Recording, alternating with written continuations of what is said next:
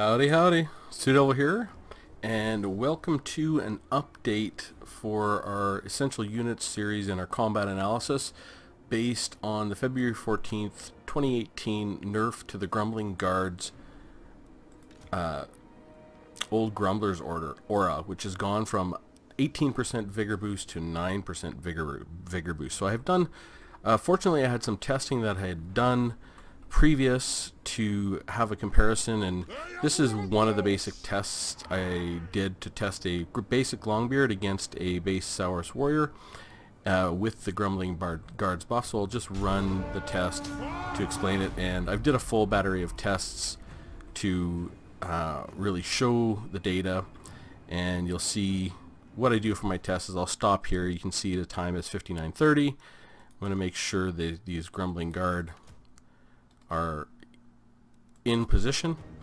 and that their aura is definitely hitting the Longbeards. And you'll see right here they're going to get that buff. There it goes, 9% vigor.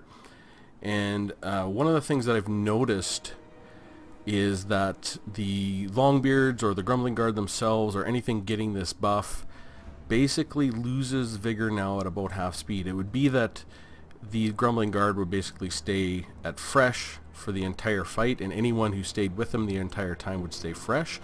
Now by the end of the fight they're generally in a winded or a tired state, whereas the enemy, you can see here, is very tired. The Longbeards are only winded at this point. Now they're gone to tired, and it'll go back and forth. And you can see as the fight goes on, this is where the Grumbling Guard's buff becomes so much more important, because what happens is you can see these Longbeards are tired and the Saurus Warriors are exhausted. And this is where the Grumbling Guard's buff was so powerful, because the Longbeards, or anything they were buffing, they would be fresh at this state or active, and they wouldn't be getting a big debuff to their melee defense and armor. So the power of the Grumbling Guard's buff really came on strong at about 2 to 3 minutes into the fight, where a lot of Dowie units would be in a active state or a fresh state, or they could bring them from a tired to an active state or a winded state, and you would really see that differential. So for the testing, again, I didn't get the Grumbling Guard to fight. I just wanted to make sure that the Longbeards were in the aura, and I wanted to measure and see that they were tired, and then I'd take the end hit points, starting hit points, and then go and hop into the database. So I'm just going to tab over, and we'll take a look at that database.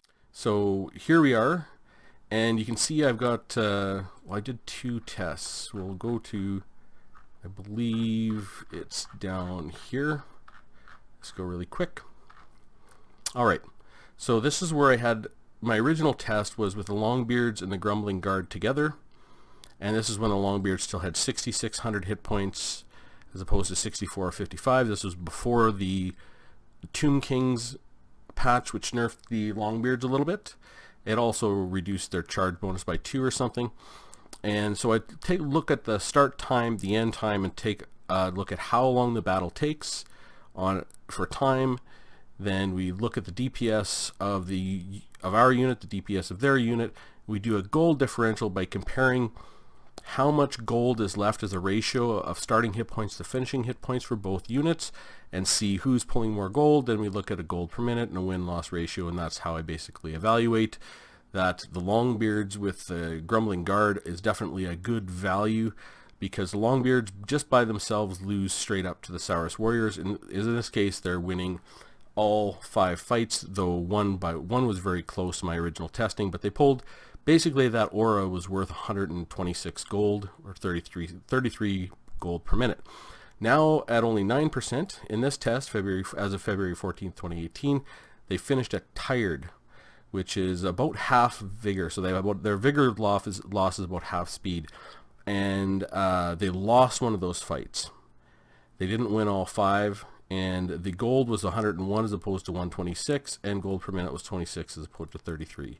So the battle time did take a little longer, 102%, so 2% longer. Again, they're starting with less hit points than my original test, but they're at 97.7 and they're finishing at 86.9. The Longbeards are doing about 96.8% of their previous DPS, and the Saurus Warriors are at basically 100%. This should be like 102 or something like that. So this value is probably even a little lower, but basically a gold reduction of 20% and gold per minute of about 20%. Now, in the testing where I did just the Longbeards all by themselves versus the Saurus Warriors, in this test, again, they won all 5 fights. They pulled a little gold out of that, 77 gold at 30 gold per minute. And when we look at the post-February 14th nerf, there's definitely been a drop, not really that big. Now they're pulling 63 gold at 22 gold a minute, so about a 20% nerf again, although the test didn't go off quite right because the Grumbling Guard did about 101% of their original DPS, and that should be down a little bit. So what does this mean? Well, the Grumbling Guard are still a very good unit, just on their own, and their buff really still is really good, but it's not amazing. So if we look here with the Grumbling Guard buffing the Longbeards, they're still taking the Longbeards from losing 4 out of 5, or maybe even 5 out of 5 now with the reduced hit points. Let's see, Longbeards, when they had 6,600 hit points, were finishing with an average of 606, so make that 450, and I think they lose all 5 of those. They were winning 1 out of 5 or 20%. Now they're probably going to win straight up against the Saurus Warriors 1 out of 10 or 1 out of 20, something like that. And the buff still makes them win at about 80%, kind of in there. So it's still a very valuable buff.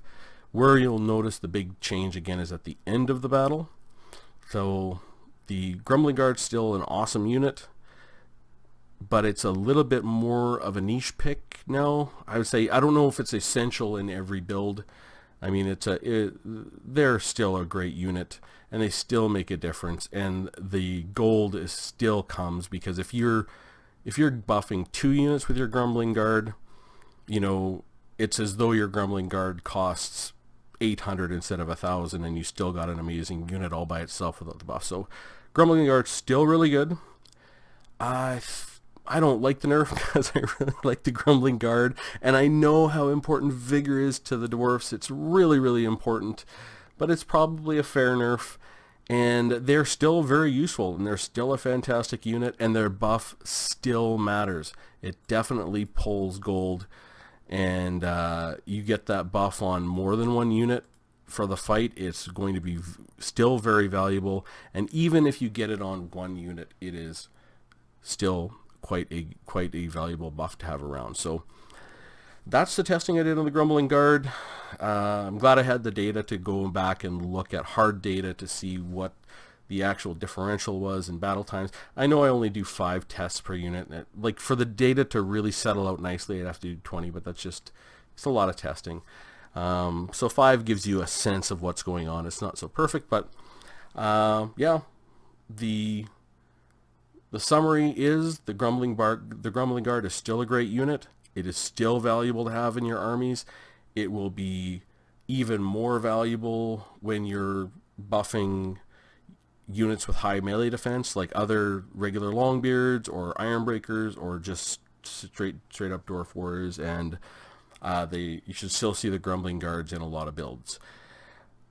Even though I'm sad they got nerfed a little bit, but they were amazing. So I think CA is again paying attention to their stats and really trying to balance this multiplayer, which is incredibly difficult. But I think they're doing a really good job, and I'm happy to see the buffs and nerfs that they've.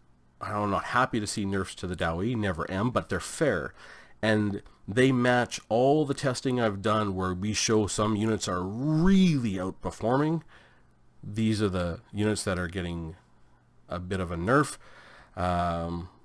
Hopefully they'll buff the Longbeards with great weapons. They seem to be underperforming right now, but there's not too many Dowey units that are underperforming badly, besides the miners and the the Longbeards with great weapons, and the Master Engineer, you know, and I would say the Gyrocopters, but every other unit seems to be a pretty damn good spot right now. So again, hope you found that interesting, and have a good one.